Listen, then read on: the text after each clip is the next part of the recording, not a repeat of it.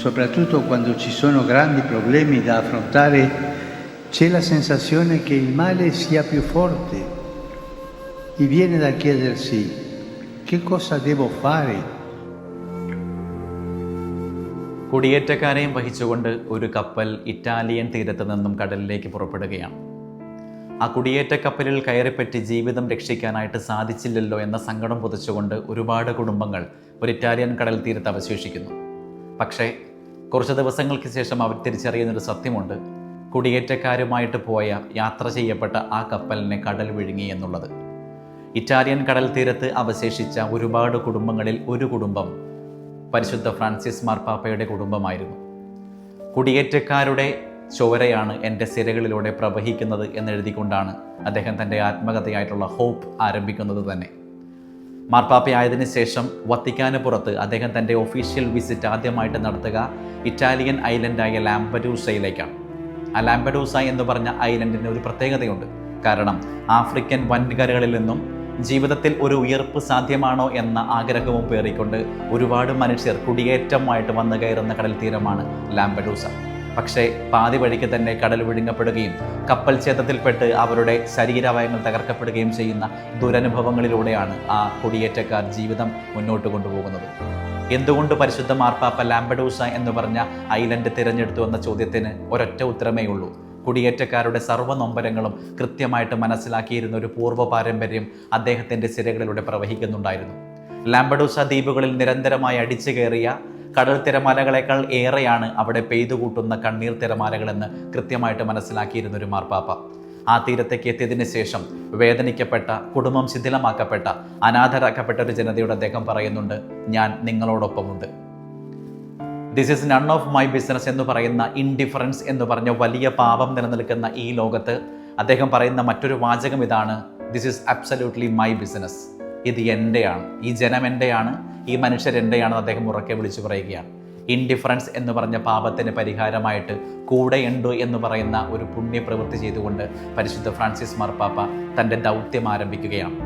ആ ദൗത്യം 12 വർഷം നീണ്ടു നിന്നു. ഒടുവിൽ ആ ദൗത്യം അവസാനിപ്പിച്ച് 6 അടി മണ്ണിലേക്ക് അദ്ദേഹം ഒരു കബറടക്കത്തിലൂടെ പ്രവേശിക്കപ്പെടാനായിട്ട് പോകുമ്പോൾ അതിന് തൊട്ട് ഒരാഴ്ച മുൻപ് തന്നെ അദ്ദേഹം കുറിച്ചു വെച്ച തൻ്റെ കബറടക്കം എങ്ങനെയായിരിക്കണം എന്ന് പറഞ്ഞ വിൽപത്രം നമ്മൾ വായിക്കാനിട്ടിടയായി. 4 കാര്യങ്ങളാണ് പരിശുദ്ധ മാർപ്പാപ്പ തൻ്റെ കബറടക്ക ശുശ്രൂഷയെപ്പറ്റി മുൻകൂട്ടി പ്രവചിച്ചു അല്ലെങ്കിൽ ആഗ്രഹിച്ച് എഴുതി വച്ചിരിക്കുന്നത്. ആദ്യത്തെ കാര്യം, മരിയ മജോറ എന്ന് പറഞ്ഞ മാതാവിൻ്റെ ബസിലിക്കയിലായിരിക്കണം തൻ്റെ ശരീരം സൂക്ഷിക്കപ്പെടേണ്ടത് എന്നുള്ളതാണ്. 33 വയസ്സുകാരൻ മകനെ മടിയിൽ കിടത്തി ആ പുത്രവിയോഗത്തെ കൃത്യമായിട്ട് മനസ്സിലാക്കിയ അമ്മയുടെ ചാരെ മയങ്ങണം എന്ന അതേ ആഗ്രഹവുമായിട്ട് പരിശുദ്ധ മാർപ്പാപ്പ നമുക്ക് മുമ്പിൽ നിലകൊള്ളുന്നു. രണ്ടാമത്തെ കാര്യം, തൻ്റെ കബറിടത്തിൽ ഒരു തരത്തിലുമുള്ള അലങ്കാര പണികൾ പാടില്ല എന്നുള്ള ഒരു നിഷ്കർഷ. മാർപ്പാപ്പയായതിനു ശേഷം അദ്ദേഹം ആദ്യം ചെയ്ത ജനസഞ്ചയങ്ങൾ നോട്ടമിട്ട ഏറ്റവും പ്രധാനപ്പെട്ട ഒരു പ്രവൃത്തി വത്തിക്കാൻ്റെ സർവ്വ സൗകര്യങ്ങളും സൗഭാഗ്യങ്ങളും നിറഞ്ഞു നിന്നിരുന്ന ഒരു കൊട്ടാരം ഉപേക്ഷിക്കുക എന്നുള്ളതായിരുന്നു. ജീവിക്കുവാനായിട്ട് തനിക്ക് മുൻപിൽ തുറന്നു കിടക്കപ്പെട്ട ഒരു കൊട്ടാരം വേണ്ടെന്ന് വെച്ച മനുഷ്യന് എന്തിനാണ് തൻ്റെ 6 അടി മണ്ണിൻ്റെ കബറിടത്തെങ്കിൽ അലങ്കാര പണികൾ? ആത്മീയതയുടെ തൊങ്ങലുകൾ അദ്ദേഹത്തിൻ്റെ മുഖത്തും ഹൃദയത്തുമായിട്ട് ഇങ്ങനെ വീണ് കിടക്കുമ്പോൾ യാതൊരു അലങ്കാര പണികൾക്കും അദ്ദേഹത്തിൻ്റെ ചാരുത വർദ്ധിപ്പിക്കാനാകില്ല എന്ന ഉറച്ച ബോധ്യം ആ മനുഷ്യനുണ്ടായിരുന്നു. മൂന്നാമത്തെ കാര്യം, ലളിതമായിരിക്കണം ചടങ്ങുകളെല്ലാം. ലാളിത്യമാർന്ന ജീവിതം 12 വർഷക്കാലം പിന്തുടർന്ന ഒരു മനുഷ്യൻ തൻ്റെ ശവസംസ്കാര ശുശ്രൂഷ പോലും ലാളിത്യത്തിലായിരിക്കണമെന്ന ഉറച്ച ബോധ്യത്തിലേക്ക് വീണ്ടും മനുഷ്യരെ ഓർമ്മിപ്പിക്കുകയാണ്. വിശുദ്ധ ഫ്രാൻസിസ് അസീസിയുടെ ലാളിത്യം പിന്തുടർന്ന ആ മനുഷ്യൻ അതേ ലാളിത്യം പൂർത്തിയാക്കി മടങ്ങിപ്പോകുന്നു.